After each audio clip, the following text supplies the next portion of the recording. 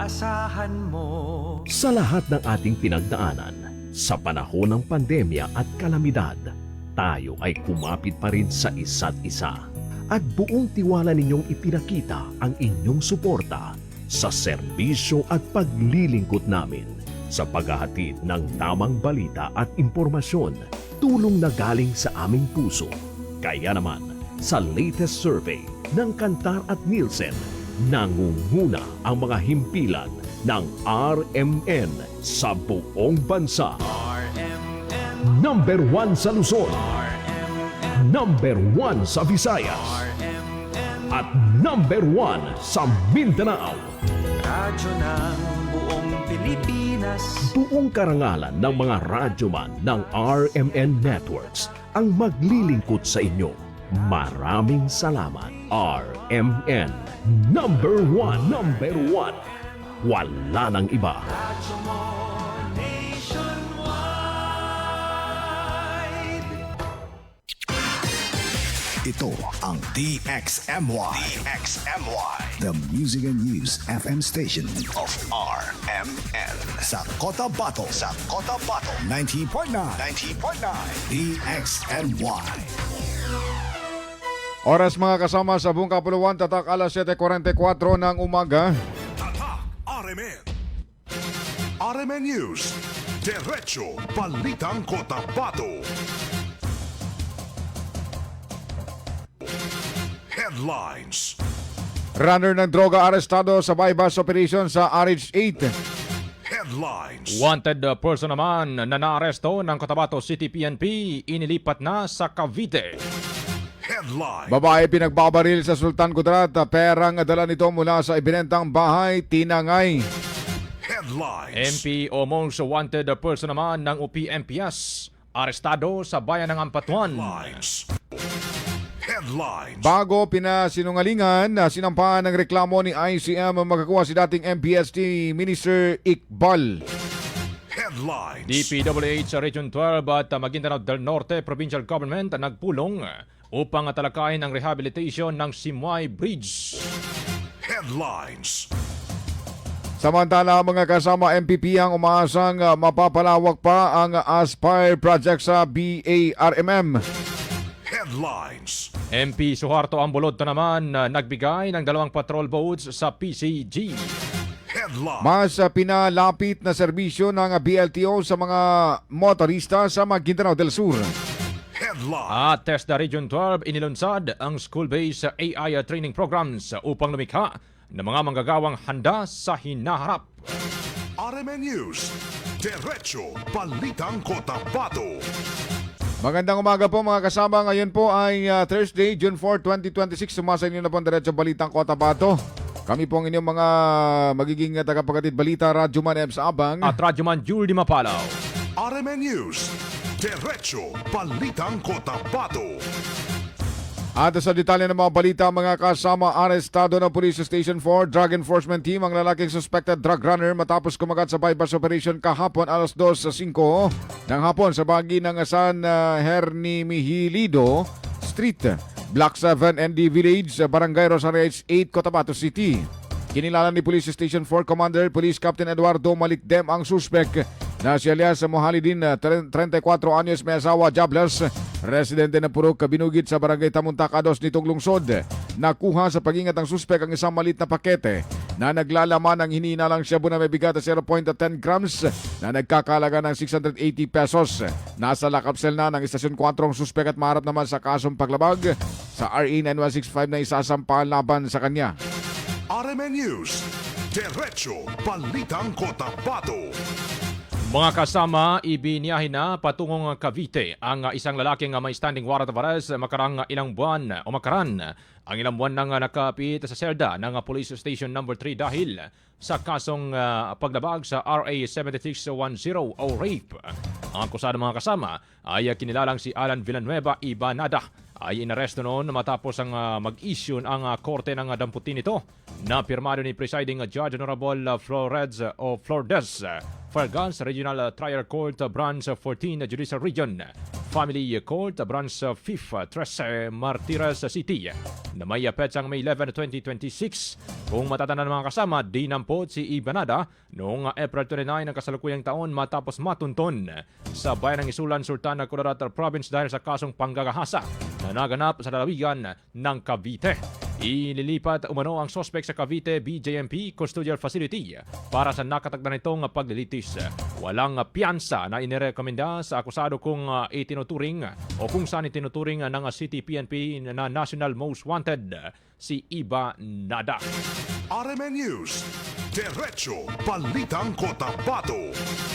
Alas 7:48 ng umaga, mga kasama, nasawi naman on the spot ang isang babae matapos pagbabarilin ng dipa kilalang salarin kagabi sa bahagi ng barangay Bulalo, Sultan Kudarat, Maguindanao del Norte. Kinilala ni SKMPS Chief Police Lieutenant Colonel Ismael Madi ng biktima na si Sadia Upam, residente ng barangay Magagiling sa nasabing bayan. Batay sa paunang impormasyon mula sa kanyang mga anak, may dala umano itong tinatayang 200,000 pesos na bayad mula sa naibenta niyang bahay bago nangyari ang pamamaril. Pinaniniwalang tinangay ito ng mga suspek matapos ang insidente. Patuloy pa ang investigasyon ng mga otoridad upang matukoy ang motibo at kung sino ang responsable sa krimen. RMN News, Diretso Balitang Cotabato. Nasa kote naman ng mga otoridad sa barangay Kauranan, Patuan, Maguindanao del Sur ang isang lalaking kabilang sa mga most wanted person sa region na kinilalang si alias Nanding.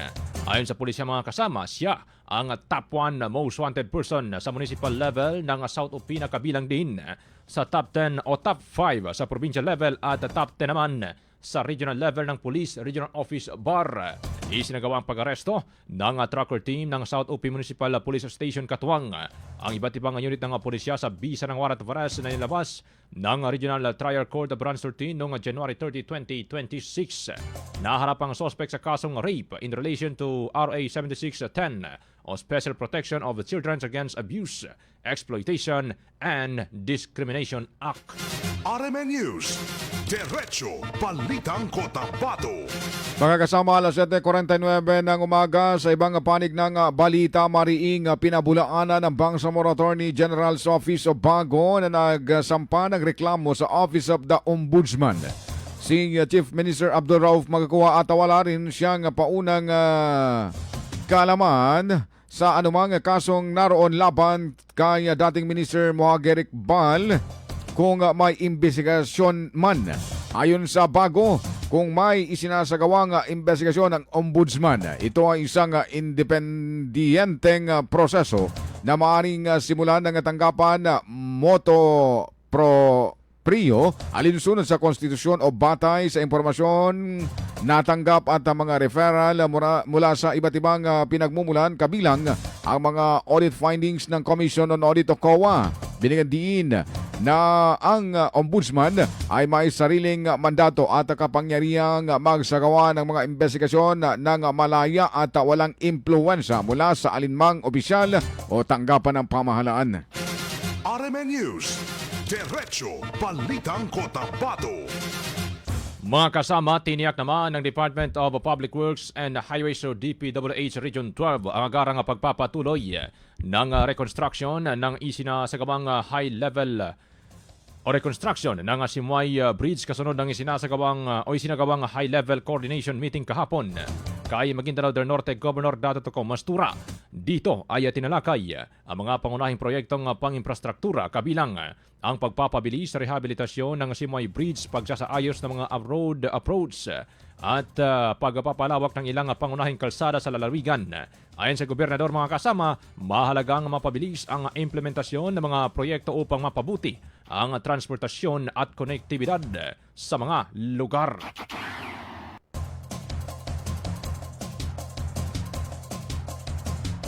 Meron siya 29 ata yung M na para sa repair. Aside from that, construction yung bago. Saka aside from the, meron din silang appropriation, ibibidding na nila yung repair ng road highway. Quirino Bridge, ang sabi that's a national concern, so hindi tinalakay ni Director, pero ipa-follow up daw. Nung usapan namin ni Undersecretary Saday Nunes, itong 27th daw, gagawin na yan. Kaya hindi natin maano ang Region 12 ng public work kasi national law sumagot niya. Tutulong tayo. Kaya kanina po, inahanap pa natin ang Binigyan din sa pulong ang kahalagaan ng maayos na proseso sa right of way acquisition at patas na kompensasyon para sa mga maapektuang may-ari ng lupa. Samantala, sinabi naman ng DPWH sa Region 12 na nakahanda na ang pondo para sa mga naturang proyekto at maaari nang gamitin para sa agarang implementasyon.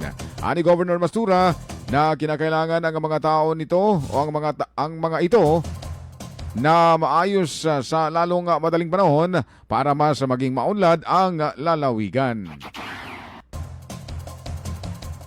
There are two kinds ng yung homestead pati yung patent. So, kailangan yung titulo ay magkatugma doon sa patakaran ng public work kung anong titulo ang pwedeng bayaran o pwedeng magkaroon ng right of way. Depende po sa titulo yun. Kanya yung kanina medyo problema, saka ko na naintindihan na yung pala lupa na pinag-ano ng DAR. O malaking problema yung ibig sabihin. Kasi kung DAR, kailangan bayaran mo yan sa land bank. Pag nabayaran mo sa land bank, yung temporary title na binigay ng DAR ay mapalitan na ng regular na titulo. RMN News, Diretso Balitang Cotabato. Mga kasama, pinangunahan pa rin ni Maguindanao del Norte Governor Dato Mastura, CPA, ang kaunanahang Eco Zone Advisory Meeting para sa fiscal year 2026 sa Provincial Government Center. Sa Sultan Kudarat, Maguindanao del Norte kahapon, isinagawa ang pagpupulong bilang pagtupad sa mandato ng Bangsamoro Organic Law o Republic Act 11054 sa ilalim ng Bangsamoro Economic Zone Authority o BEZA upang paigtingin ang pamamahala at pagpapaunlad ng Polyok Freeport and Economic Zone o PFEZ. Dumalo sa pagpupulong sina BEZA Executive Director Attorney Sukarno Abbas, kinatawan ng business sector na si Antonio Santos Jr. at si Dolores Hudes na kumatawanan kay Christopher Liu. Basta ng resolution na ano man ang programa para support coordinated sa BESA. Naging kanina, medyo problema, walang coordination. So, may mga projects yan na ongoing. Like for example, ang nagiging problema doon, yung may programang dredging and then may programa ring expansion of the port. So, ang kanina, walang coordination sa BESA, sabi na Chairman Abbas, baka mamaya na-improve na yung na-improve na yung work, tapos saka na tayo di nagkaroon ng Tinalakay ng Eco Zone Advisory Council ang mahalagang usapin hinggil sa operasyon ng Eco Zone, pagpapalakas ng ugnayan ng pamahalaan at pribadong sektor at paghikayat ng mas maraming mamumuhunan upang mapaunlad ang kalakalan at makalikhan ng trabaho sa rehiyon. Ayon sa provincial government, layunin ng konseho na maibalik ang PFEZ bilang mahalagang sentro ng kalakalan at pamumuhunan sa Bangsamoro Region. angat tayo live gaya ng mga ibang probinsya na nasa taas. So yun ang napag-usapan namin, that port. So nagkataon na pumunta siya rito, yun nilang usapan namin kung paano improve natin yan. Magamit even internationally. Meron siya 29 at RMN News, Diretso Balitang Cotabato. Mga kasama, hindi na kinakailangan pang bumiyahe ng malayo ng mga residente ng Maguindanao del Sur para makakuha at makarenew ng lisensya matapos opisyal na magbukans ang Bangsamoro Land Transportation Office o BLTO District Office sa bahagi ng Barangay Meta ng Dato Unsay sa nasabing lalawigan. Layunin ng bagong tanggapan na gawing mas mabilis at mas accessible ang serbisyo para sa mga motorista. Ayon sa pamunuan ng BLTO mga kasama, maaari nang iproseso sa naturang opisina ang aplikasyon para sa student permit, non-professional at professional driver's license, gayon din ang renewal at iba pang transaksyon kaugnay ng pagmamaneho. Inaasang mababawasan din ito ang gastusin at oras ng mga aplikanteng dati nang nagtutungo sa Cotabato City. RMN News, Diretso Balitang Cotabato. 7:57 ng umaga mga kasama.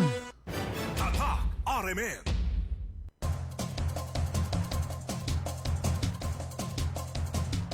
This time check is brought to you by Nescafe Classic. Mag-Nescafe Classic araw-araw. 100% puro at natural. Pinakamasarap na black coffee. This time check is brought to you by Tanduay 5 years. Tibay ng loob, tibay Tanduay. This time check is brought to you by Kidney Care. Likayi ang dialysis o ubang problema sa kidney. Mag-Kidney Care. Radyo mo nationwide.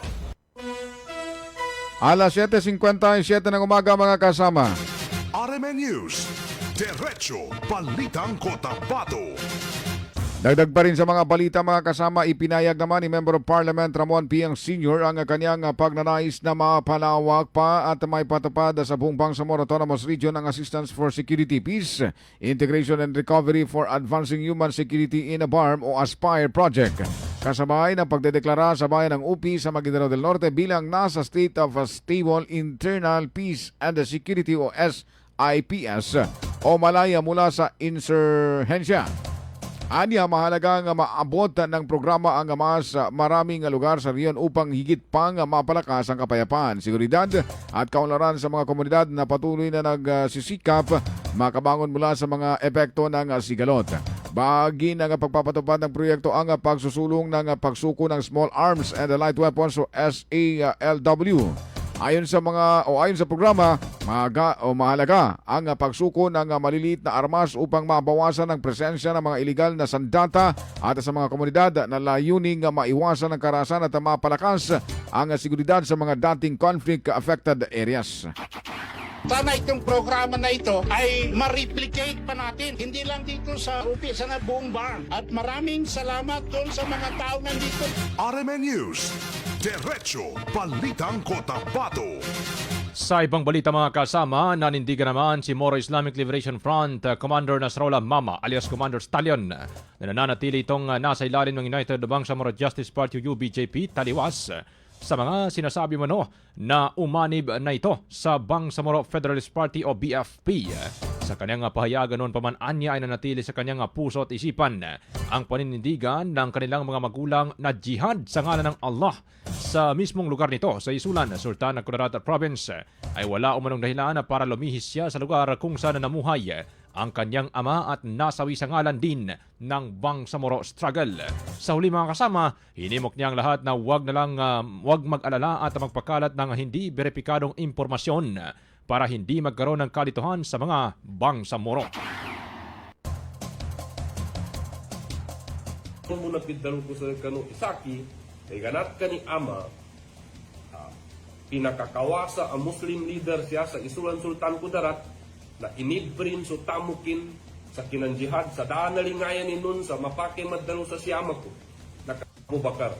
Namumbitindag ko, tama na sampan so chairman tanong Alhaj Murad Ibrahim, tama na kapakayan ko na umpungan pa na niya, na nakatawang ko ground para mitas ako sa umpungan na niya. Kaya mga Ibrahim. RMN News. Diretso Balitang Cotabato. Palalakasin pa ang Coastal Patrol Craft na ibinigay ni Deputy Floor Leader Suharto Ambuludo sa Philippine Coast Guard o PCG ang seguridad sa karagatan at mga operasyon sa pagpapatupad ng batas sa mga katubigan ng Bangsamoro Autonomous Region. Ang dalawang patrol boat ay tinanggap ng mga istasyon ng PCG sa Maguindanao del Norte at Maguindanao at Lanao del Sur. Gagamitin na mga ito sa pagpapatrolya sa mga baybaying dagat, pagsagawa ng search and rescue operations, pagtugon sa mga sakuna at iba pang emerhensiya at pagpigil sa mga iligal na gawain sa mga katubigan ng rehiyon. Pinunduan naman ang naturang inisyatiba mula sa Transitional Development Impact Fund o TDIF ni MP Ambuludo sa pakikipagtulungan ng Ministry of Public Order and Safety o AMPOS. RMN News. Diretso Balitang Cotabato. Mga kasama, pinapalakas ng Office for Other Bangsamoro Communities o OOBC at the Ministry of Agriculture, Fisheries and Agrarian Reform o MAFARBARM ang kanilang ugnayan upang mas mapalawak pang paghatid ng serbisyo at programang pangkabuhayan para sa mga Bangsamoro na naninirahan sa labas ng Bangsamoro Autonomous Region in Muslim Mindanao o BARM. Sa isinagawang coordinating meeting sa Cotabato City, tinalakay ng mga opisyal ng OOBC at MAFAR ang paghahanda para sa nalalapit na convergence activities sa Region 10 at 12, kabilang sa mga programang planong ilapit sa Other Bangsamoro Communities o OBCs ang serbisyong may kaugnayan sa agrikultura, pangisdahan, agrarian reform at iba pang programang pangkaunlaran. radyo mo nationwide. RMN News, Diretso Balitang Cotabato. Mga kasama, alas 8:02 na po ng umaga bago kami magpapaalam. Sige. Morning muna sa mga viewers natin na nagiginig. Maraming salamat to sa inyo. Sa mga nagpadala ko ng mensahe dito. Wala pala nagpadala. Sige, good morning. Ayan, no. Si Si Muhay Prajamuda Jaguni, good morning. Mapiyamapita Salkitano Langom from Simuay Sultan Kudarat. Gandang umaga. Konting tiis na lang sa mga taga Simuay. Oo. Dahil sinisimulan na yung proyekto, pagsasayos ng kalsada ho dyan sa inyo. At Malaki-laki para malaki-laki yung budget. Oh, kasamang 28? Curbs. 28, 25. 29. 29 million pesos mga kasama. So at least may pondo na Okay. Oo. hindi na mahihirapan pa. And pati na rin yung mga sasakyan noon na dumadaan o dyan, hindi na rin mahihirapan yung mga suspension. Wala na kayong maririnig pang lagutok, tok, tok, tok, Ayun. tok, tok, tok. Sige. Sige. Mga kasama, News, ngayon po ay Thursday. Bato. Kami sa guna, 4 sa buwan ng June 2026. Wag ko kayong alis dahil susunod na ang programang Doc Ano Ba To? Kasama dyan sina Radyoman Sir Michael Suan at Radyoman MPMS Minister Dr. Cadil Jojo Sinulinding Jr. Sa ngalan nun ng ating station manager, Radyoman Sir Erwin Kabilbigan, ating partner sa kabilang silid, sa ating digital at technical, Radyoman Ricardo Kuya Eric Madamba Jr. Sa ating news center, Radyoman Daisy Mahmud at siyempre si Radyoman Jul Di Mapanaw. Kami po ang inyong mga naging tagapaghatid balita, Radyoman Ebs Ambang. Ito, Pabo lang, kasamang Fred Siklar Mercado, Radyoman Julie Mapalaw, Tatak Tatak Aramen. Oo, ang integridad sa pagkalap at pag-aatid ng mga balita. Walang haka-haka, walang duda, buo at totoo ang mga balita. Kapag tatak, RMN.